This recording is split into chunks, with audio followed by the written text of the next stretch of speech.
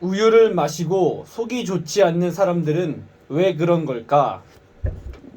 우유를 마시면 속이 좋지 않아 배에서 계속 소리가 나거나 화장실을 들락거리는 사람들이 있다.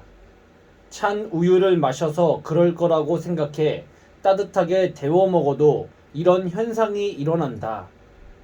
도대체 왜 우유를 먹으면 속이 좋지 않은 것일까? 우유의 젖당은 인체에서 잘 흡수가 되지 않는 성질을 갖고 있다. 젖당은 소장 점막에 있는 분해 효소인 락타아제에 의해 포도당과 갈락토오스로 분해된다. 이것은 어린이가 성장하는 데 꼭 필요한 영양소지만 어른이 될수록 락타아제의 비율이 적어지기 때문에 소화가 잘 되지 않는 것이다. 인종에 따라 성인이 되어서도 락타아제가 적어지는 비율이 다른데 백인에 비해 황인은 현저하게 적다. 사람은 배가 고프다는 것을 어떻게 아는 걸까? 배가 고프면 배에서 꼬르륵 하고 소리가 나거나 허기진 것을 느낀다. 사람의 몸은 어떻게 배가 고픈 것을 아는 것일까?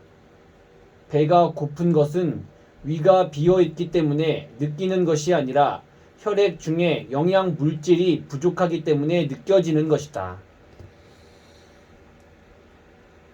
혈액 중에 영양분이 많을 때는 위와 장이 천천히 활동한다. 그러나 혈액 중에 영양분이 부족할 때는 위와 장이 빠르게 활동한다. 이때 꼬르륵 하고 소리가 나는 것이다. 체온을 잴 때는 얼마 동안 재야 정확할까? 체온을 재려고 체온계를 몸에 대고 있을 때 누구나 이런 궁금증을 가져보았을 것이다. 얼마 동안 몸에 대고 있어야 정확하게 체온을 잴 수 있는 것일까? 체온은 건강 상태의 이상을 바로 알 수 있는 척도다. 사람에 따라 평균 체온이 36도인 사람도 있고 37도인 사람도 있으므로 자신의 평균 체온이 어느 정도인지 알고 있어야 건강의 이상을 쉽게 알 수 있다.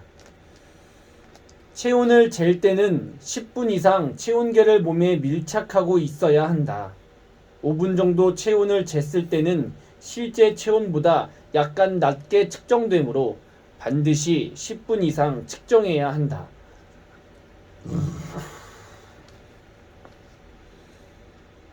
숙취를 예방하는 방법이 있을까? 숙취는 과음한 다음날 생기는 것을 말하는데 머리가 어지럽고 속이 메스꺼운 증상 등이 나타난다. 간단히 말해서 과음으로 인해 알코올이 분해되지 않고 몸에 남아있는 것이 숙취인 것이다. 간세포에 있는 알코올 탈수 효소, 알데히드 탈수 효소 등은 알코올을 아세트 알데히드로 변화시킨 다음 이것을 다시 물과 탄산가스로 분해시켜 체외 배설하게 한다. 그러나 간이 제 역할을 제대로 하지 못할 정도로 나쁘거나 이들 효소가 제 기능을 하지 못하면 알코올이 인체에 쌓이게 된다. 기름기 많은 음식은 숙취가 풀리는 것을 방해하므로 술을 먹기 전에는 먹지 말아야 한다. 반대로 단백질이 많이 든 음식을 먹어두면 음식물을 소화하면서 알코올을 빠르게 장으로 이동시키기 때문에 숙취에 좋은 음식이다. 술을 마시면서 안주로 구운 양파를 먹으면 구운 양파를 먹지 않을 때보다 훨씬 덜 취하며 아스파라긴산이 많이 들어있는 숙취 해소 드링크를 마시는 것도 숙취 예방에 좋다. 보통 이런 드링크를 마실 때는 술을 마시기 30분 전에 마시는 것이 가장 효과가 좋다. 또한 몸속에 들어간 알코올은 호흡기를 통해 10% 정도가 배출되므로 대화를 많이 나누거나 노래를 부르며 호흡을 많이 하면 숙취 예방에 좋다. 숙취를 빨리 해소하려면 물을 자주 마셔서 체내에 남은 알코올을 배출시켜야 한다. 찬물과 더운 물에 번갈아 몸을 담가 냉온욕을 하는 것도 숙취 제거에 좋다. 술을 마실 때 숙취를 조금이라도 예방하는 방법은 소주를 마실 때 소주 한 잔에 200ml의 물을 마시고 안주로 고기를 먹으면 채소를 함께 섭취하는 것이다. 또한 빈속에 술을 마시면 간에 해독작용이 더뎌지고 위벽이 상하므로 식사를 하고 난 뒤에 술을 마시고 기름진 음식으로 과식을 한 다음에 술을 마시면 지방간이 될 위험이 있으므로 적당히 먹은 뒤에 마셔야 한다. 뱀이나 곤충에 물렸을 때 대처하는 방법은 무엇일까? 뱀에 물린 지 10분 정도 지나면 물린 자리가 부풀어 오르며 통증을 느끼게 된다. 뱀에 물렸을 때는 물린 자리를 깨끗한 물로 씻어내고 상처 윗부분을 묶어 독이 몸에 퍼지는 것을 막아야 한다. 물린 자리 윗부분을 세게 묶으면 혈액순환을 막아 위험해질 수 있으므로 정맥을 차단할 수 있을 정도로 가볍게 묶으면 된다. 그리고 물린 부분을 심장보다 낮은 위치에 두고 병원 응급실로 가야 한다. 독을 빼내려고 입으로 빨아내느라 시간을 지연시키지 말고 위에 응급조치를 한 다음 바로 병원으로 가야 한다. 독을 빨아낼 때는 위장이나 위에 상처나 염증이 있는 사람이 빨아서는 안 된다. 곤충의 침에 물렸을 때는 손톱 혹은 집게로 침을 뽑아내고 얼음물로 냉찜질을 하거나 우유를 발라주어야 하는데 이때 절대로 힘주어 문질러선 안 된다. 밝은 색의 옷을 입거나 향수를 뿌리면 곤충을 자극할 수 있으므로 곤충이 있는 곳에 갈 때는 피해야 한다. 식중독에 걸려 설사를 할 때 해야 할 일은 무엇일까? 식중독에 걸리면 심한 복통과 함께 구토, 설사를 하게 된다. 구토와 설사를 통해 몸속의 수분이 빠져나가면 심각한 경우 탈수증에 걸릴 수 있다. 구토와 설사를 한다면 충분히 수분을 보충해 주어야 하는데 끓인 물에 설탕과 소금을 타서 먹으면 수분과 함께 전해질을 보충할 수 있다. 또한 소화가 잘 되는 죽을 먹고 자극적이지 않은 음식을 섭취하는 것이 좋다. 식사를 거르지 말고 끼니 때마다 먹어 주어야 한다. 그리고 수건을 따뜻하게 하여 배를 덮고 있는 등 배를 따뜻하게 해주어야 한다. 열이 날 때 열을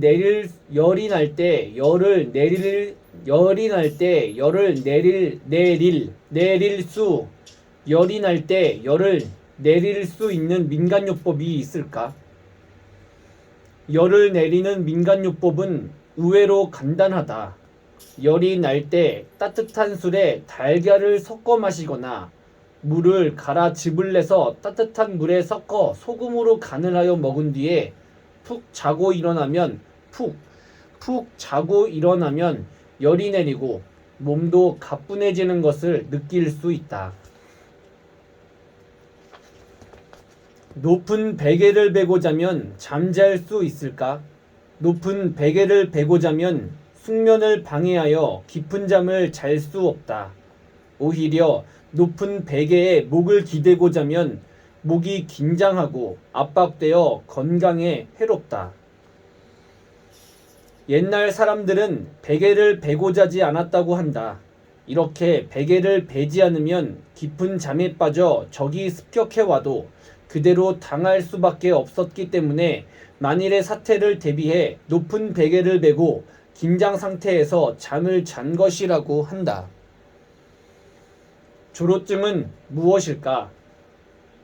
조로증은 7세 어린이라도 피부에 주름이 생기고 머리털이 빠지는 등 노인의 모습이 되며 몇 년 살지 못하고 죽게 되는 죽게 되는 위험한 병이다. 길포드 증후군, 워너 증후군이라고 불리며 세계적으로 1100명 이상의 환자가 보고되어 있고 이 중 810여 명이 810여 명이 일본인으로 알려져 있다. 400만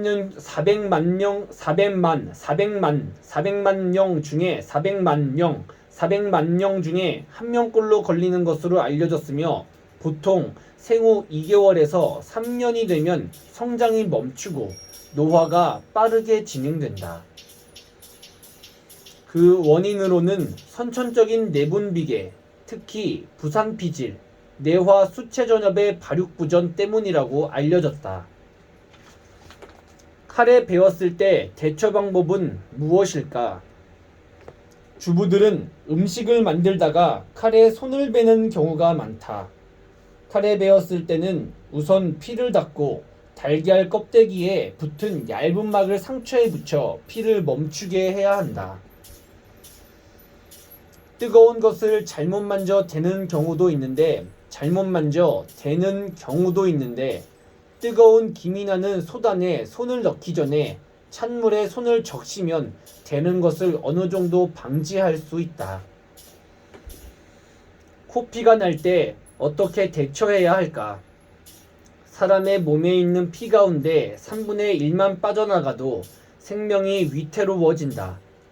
코는 충격을 받거나 피로하거나 심하게 콧물을 풀었을 때 피가 나는데 코피가 날 때는 보통 많은 양의 피가 흐르기 때문에 놀라서 피를 막아보려고 고개를 뒤로 젖히거나 안정을 취하려고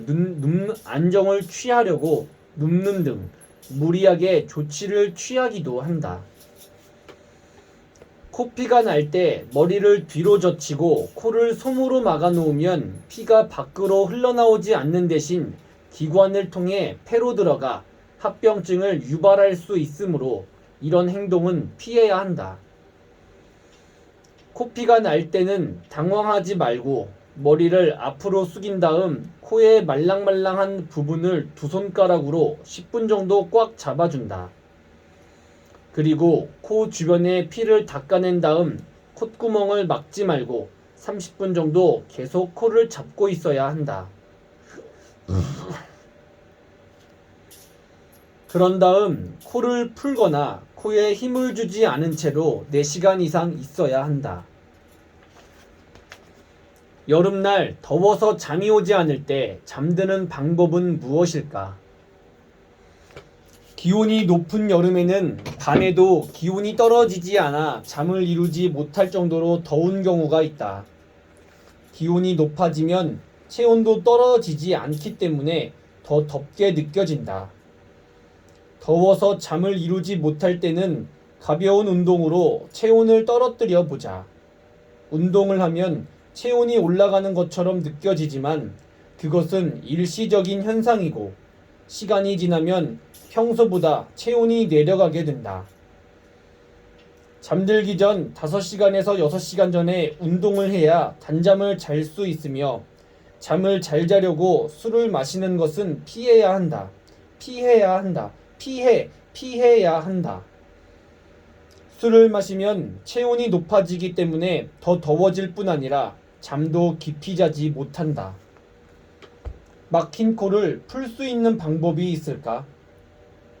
코감기에 걸려 코가 막혔을 때는 쑥을 가볍게 비벼서 콧구멍에 잠시 동안 끼우면 된다. 이렇게 하면 막혔던 코가 금세 뚫리게 된다. 또 다른 방법은 파에 흰뿌리를 얇게 썰어 콧등에 얹어놓는 것이다.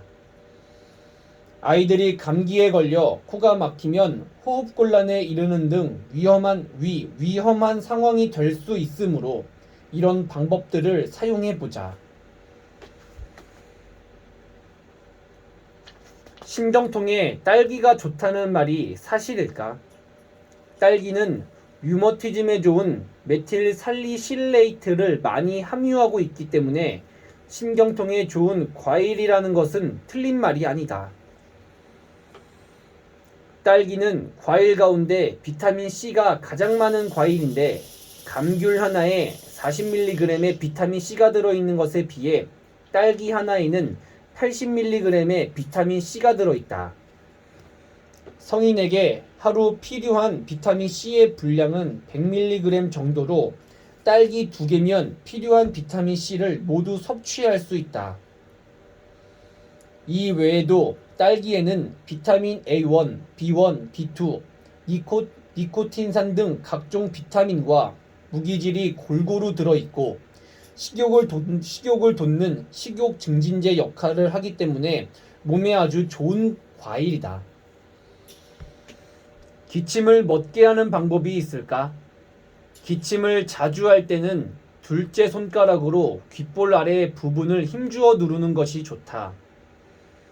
이렇게 하면 기침이 나오게 하는 신경을 자극하여 기침은 점점 줄어들게 된다. 귓볼 아래 부분을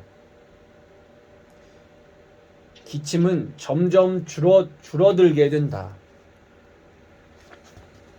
어떻게 하면 예쁜 피부를 만들 수 있을까? 예쁜 피부를 만들고 싶다면 자기 전에 생수 한 잔을 마시는 것이 좋다. 잠을 자는 동안 물이 우리 몸의 세포 구석구석에 흘러들기 때문에 피부가 좋아진다. 그러나 따뜻한 차는 피해야 한다. 목욕을 잘하면 피부에 탄력을 줄 수 있는데 욕조에 물을 채우고 우유를 섞은 다음 목욕을 하거나 미역을 씻어 소금기를 뺀 다음 거즈로 만든 주머니에 넣어서 몸을 문지르면 피부가 몰라보게 매끄러워진다.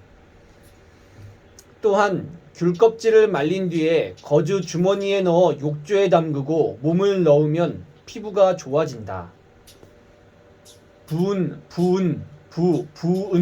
부은 다리를 가라앉힐 수 있을까? 부은 다리를 가라앉힐 수 있을까? 오래 걷거나 오래 서 있으면 다리가 붓기 마련이다. 다리가 부었을 때는 수건을 짜듯이 마사지를 하거나 뜨거운 소금물에 다리를 씻는 것이 좋다. 그리고 누워서 자전거 타기 운동을 하면 다리가 굵어지는 것을 방지할 수 있다.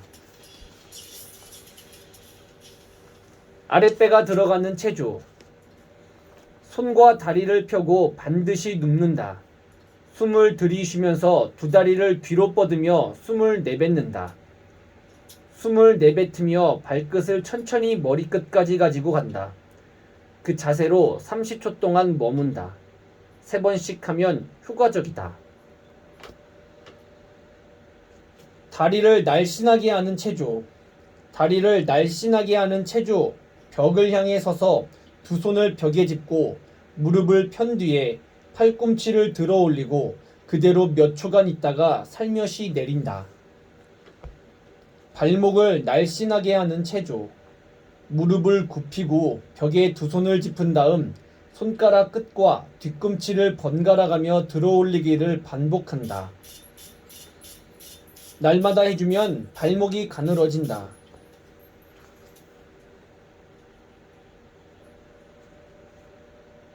숨을 내뱉으며 발끝을 천천히 머리끝까지 가지고 간다. 그 자세로 30초 동안 머문다. 목의 주름을 예방할 수 있을까? 나이가 들면 아무리 관리를 잘해도 목에 주름이 생기기 마련이다. 목의 주름을 예방하려면 꾸준히 마사지를 해주어야 한다. 목에 로션을 바르고 엄지손가락으로 부드럽게 롤링하며 아래에서 위로, 위에서 아래로 움직인다. 목의 왼쪽은 오른손으로, 목의 오른쪽은 왼손으로 마사지한다. 세수를 자주 하면 주름이 많이 생긴다는 말이 사실일까? 뜨거운 물 속에 손을 담그고 있으면 손이 쭈글쭈글해지고 평소보다 거칠어지는 느낌이 든다. 이런 변화가 생기는 까닭은 뜨거운 물에 피부의 피지가 제거되어 세포가 공기에 그대로 노출되었기 때문이다. 손은 얼굴에 비해 피지 분비가 적고 회복도 더디기 때문에 그대로 두면 주름이 생기거나 갈라져 버린다. 하지만 얼굴은 손에 비해 피지 분비가 활발하기 때문에 하루에 2번 정도 세안하는 것으로 주름이 지거나 갈라지지 않는다. 그리고 세안을 하고 난 뒤에 보습제로 충분히 보습을 해주면 주름을 예방할 수 있다. 귓속을 깨끗하게 손질하는 방법은 무엇일까?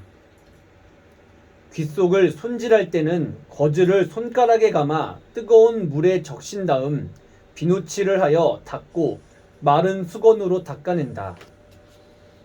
평소에는 뜨거운 물수건으로 닦아내고 일주일에 1번 정도만 비누를 쓰는 것이 좋으며 장시간 외출한 날은 면봉에 화장수를 적신 다음 귓속을 닦아낸다. 팔을 가늘게 만드는 운동. 가부좌를 하고 2손을 위로 등뼈를 쭉 편다. 어깨에 힘을 빼고 숨을 내쉬면서 반원을 그리듯 이 손을 수평 위치까지 천천히 내린다. 이것을 20번 반복하고 1분간 쉰다. 갈라진 손톱은 더 이상 갈라지지 않게 할 수 있을까? 몸의 영양 상태가 좋지 않으면 손톱이 갈라지거나 거칠어진다. 이때는 특히 칼슘과 젤라틴을 많이 섭취해야 한다. 우유와 해조류를 많이 먹으면 손톱이 더 이상 갈라지는 것을 막을 수 있다. 이렇게 손톱 상태가 좋지 않은 것 등 평소와 다른 몸 상태는 몸이 건강하지 않다는 증거이므로 우리 몸이 무엇을 원하고 있는지 잘 살펴보아야 한다. 손톱이 갈라졌을 때는 고무장갑을 끼고 설거지를 하거나 빨래를 해야 하며 자주 보습제를 발라 유분을 공급해 주어야 한다. 팔꿈치의 각질을 없앨 수 있을까? 팔꿈치, 이거는 나중에 읽자.